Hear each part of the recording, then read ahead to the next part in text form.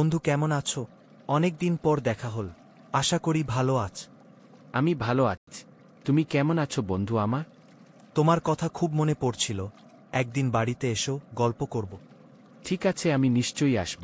তুমিও আমার বাড়িতে এসো, একসঙ্গে মজা করা যাবে। বন্ধু আমি ভালো আছি। আশা করি তুমিও ভালো আছ। এরপর কি হয়েছে জানো তুমি? আজ কিছু ঘটনা বলছি, তুমি শুনতে থাক। আমার ছোটবেলার গ্রাম, বাড়ির পাশের মাঠের কথা তো বলেছি তোমায়, তা তো তুমি শুনলে। এবার শোনো আমার ছোটবেলার স্কুলের গল্প। তখন আমি কিভাবে স্কুলে যেতাম, বাড়ি থেকে কত টাকা দিত স্কুলে যাবার সময়, এবং তা দিয়ে আমি কি কিনতাম সব বলবো। আমার জন্ম হয়েছিল খুব ভালো পরিবারে, কিন্তু দরিদ্রতা ছিল নিত্যসঙ্গী। অভাব অনটনের মধ্য দিয়ে দিন কাটত। খাবার পাবো কিনা তার ঠিক থাকত না। তবে যেটুকু খেতাম সেটা প্রাকৃতিক খাদ্য ছিল। এখনকার মতন ভেজাল আর প্যাকেটজাত খাবার তখন অত ছিল না। স্কুলে যেতাম, ভালো ব্যাগ ছিল না, পায়ে হেঁটে যেতাম। টাকা পয়সা বলতে মাত্র 2 পয়সা থেকে 5 পয়সা মিলত, কিন্তু তাতেই অনেক কিছু কিনতে পারতাম, আর আনন্দ ছিল খুব।